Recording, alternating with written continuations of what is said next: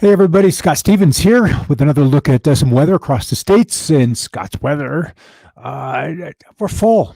Outside of some rains in New England and the fire conditions, which appear to be getting a little more intense out west, and that's simply because we haven't had any rain. We had our rain snow event on 8, 9, 10 September, and where are we now? 30 September, so 20 days or 3 weeks since we've had that snow widespread through the west. Oregon, Washington, and even far northern California. And some of that made it into the central mountains of Idaho. But outside of that, the west continues on the dry side. As you can see, the sunshine's streaming in here, and it's going to be here for a little while yet until we change our daylight savings time, which will happen a month from tomorrow. This year, November 1, that first Monday of the year, or is it Sunday, becomes the earliest possible date for daylight savings time. I think it's here. Let me pull up my calendar just because I'm curious. And daylight savings time, it is the first Monday in November, I believe, or Sunday in November. So there we are. On November 1, we go to DST. And that's a month from now. And then I'll deal with the sun that I got to light everything naturally or unnaturally. All right, let's start with the fires and begin there. What we're seeing is that we're still dealing with 70 large fires. It has burned nearly 4 million acres, and that's across 11 states. 2 new large fires were reported yesterday, one in South Dakota and one in Nebraska. Firefighters in California are prepping for very hot and windy conditions today, dry as well, combined with, again, those breezy afternoon conditions. So we're dealing with Marines. We're dealing with crews from both Canada and from Mexico. We've got 7 fire suppression crews, 18 fire engineers, and 54 overhead personnel from Canada supporting the fire suppression efforts in Oregon. And again, fire crews and overhead personnel from Mexico supporting suppression efforts in Southern California. And then the ridge continues to build out west. We'll look at that graphically here in just a little bit. The number of large fires and requiring emergency response, that is in at 2 new ones. We still have 70 fires going, and from these active fires, just shy of 4 million acres, and we had 4 fires contained. So that's the good news. On the year's total, best new report is 7.524, nearly 529 million acres burned. And that's all because of the drought and the lightning going on. And then, of course, there's some human influences that have been going on through the west as well. Now, the other dry place is New England. And today, and even yesterday, they woke up or went to bed with thunder showers, very warm overnight lows in the bulk of eastern New England, where we're in that deep southerly flow, humid as all get out, and that just allowed for a very, very nice rain. Pop over here ahead of this and just kind of look at some of these totals. Albany, in around the Capital District, inch and a quarter, maybe an inch and a half as we get on down to Binghamton. And so it's really been kind of a very good 2 days for rainfall. Connecticut with every single one of their districts reporting topsoil conditions for pasture at or less than short to very short water conditions. So this just is ultimately just a wetting of the top this much of the soil, maybe this much if you got a 2.5 inch total, but elsewhere there are still some sub 1 inch totals across Rhode Island, which is in an extreme drought at this point. So this is just a beginning rainfall, and the heaviest of it was this morning in the first part of the day. We've seen some rather blustery conditions roll on through there, but this is the best rain that New England has seen in quite some time. As we look a little farther out, the next 16 days, the west is dry with very little moisture anticipated for California across the entirety of the Four Corners region, even in the high plains from, say, just west of Winnipeg all the way down to the Big Bend area of Texas, little to nothing. This takes us all the way through the 12th of October. So nearly 2 weeks' time. I've got another model coming in. Let's see if we can grab this latest run, see if it brings us any different data. Maybe a little bit of the Pacific Northwest, maybe some for the Colorado Rockies, but I can guarantee you, this is in the farther outer reaches of the panel. As we see the forecast are 354 hours out, which is way beyond 10 days. So there's just not a lot coming in the immediate future. And more immediately, what we'll be contending with is the heat in California. from 107 Imperial, LAX at 90, Laguna Beach at 101. It's San Diego, 94 degrees, Yakima at 85 up into Washington State. And that heat kind of hangs in there through tomorrow with also some warm overnight lows. So that heat just going on. Some cool lows or some cool highs today, those deep in the southeast with that cool front that is ushering in the rain, those light northerly breezes, and of course the cloud cover shielding us from what is nearly October sunshine. All right, weather stories: 3 dead, nearly 100,000 evacuated as 2 massive wildfires explode in Northern California, and then flash floods in Istanbul, Turkey, and more flooding issues as 100,000 stranded in Bangladesh as they're dealing with their heaviest rain in 60 years.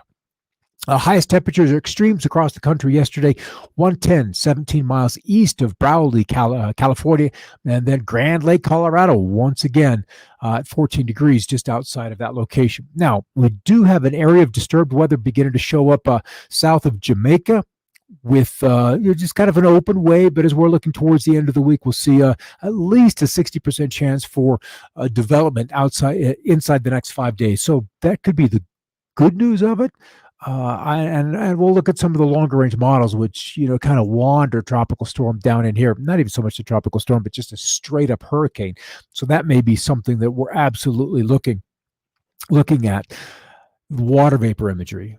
Clouds are obvious, but what we're seeing is just the huge amount of dry air across the U.S. through northern Mexico.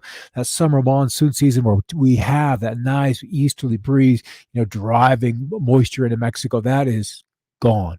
That is completely over. It's just done. So no big surprises there with the cool air, the cool Canadian cyclone just kind of circulating there, keeping temperatures downright chilly.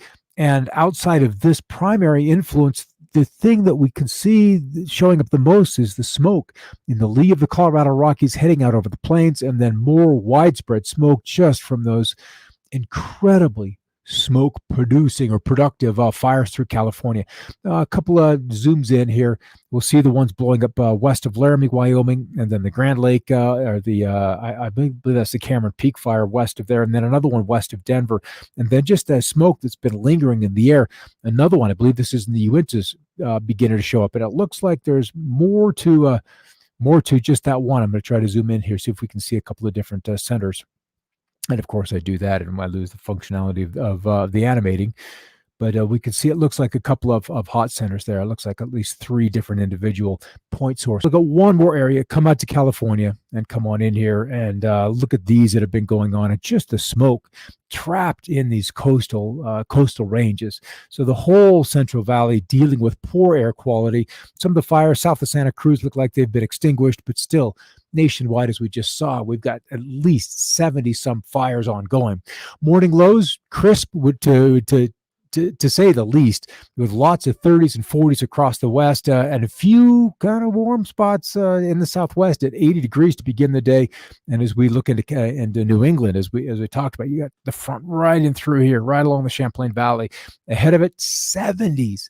And this was at 8 a.m. Eastern time. We're going to refresh this, and I can probably bet you that these numbers will be cooler in the wake of the front, and indeed they are. They're back in the 60s, so kind of a pleasant, cool night ahead, certainly on the crisp side, and the cool air pushing all the way through Oklahoma, Texas, Louisiana, Arkansas.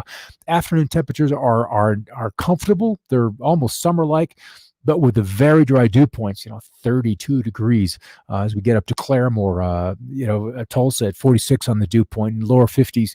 So as this next surge of drier air that's in Kansas with dew points in the 20s, even lower 20s and teens as we get up into Nebraska, as that air continues to drop south, undoubtedly we'll likely see some of the higher terrain see a bit of frost. If not, it's just going to be a very comfortable fall evening. Showers and maybe still a few isolated thunder showers in the Niagara frontier through New England, but still this deep low circulating across eastern Canada and ushering in and bringing in these showers. A few isolated thunder showers that try to get going across Buffalo and again through the Niagara frontier. The Finger Lakes likely to see those showers inside of the next 2 hours. And the big news is the potential pattern change. And this is what I keep waiting. Every model run, every 6 hours, let's look at the extended and see if we can break down this ridge that arcs all the way across Alaska. It's just like it's completely folded over with this low churning underneath here, and this high is just kind of blocked it from moving on through. So as I animate this and where the cursor is, this is how many hours out of the future the model looks. And we can see it kind of beginning to break down. Still some showers. I mean, the ridge is in place, but it's much, much flatter. And that alone allows for some moisture to be drawn in. First wave kind of hammers at it. This is 8th and 9th of October, pushes through southern Canada. And then the whole jet stream complex begins to get suppressed to the south. And with that, allowing some cooler air, greater humidities, and the potential for some moisture to be brought up from this little disturbance in Southern California, and then potentially interacting with this more powerful jet stream. Precip wise, let's just roll. Well, no, let's go to the newest one. Let's see, because honestly, I'd hope that this snow up in Canada just kind of stays up there. We don't need all that down here just yet. We've got a lot of farmers, and because they're trying to grow corn in Michigan, my goodness, that's not going to last too many more years. Corn in Michigan, corn in Minnesota, in Wisconsin. These crops are maybe halfway to maturity. I mean, we're denting, but we're not mature just yet.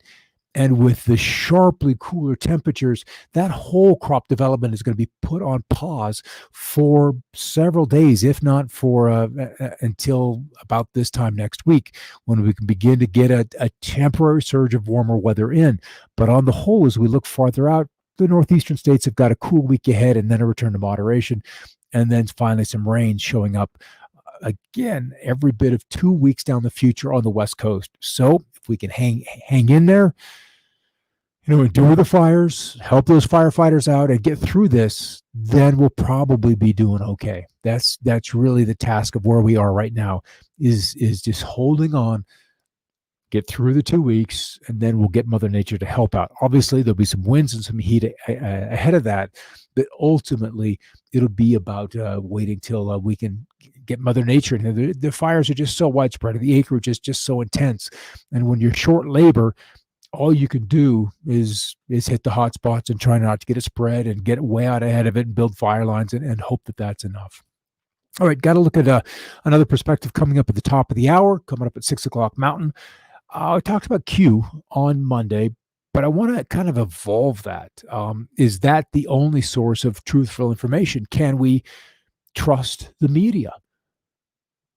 Can we trust them with being a source of truthful information?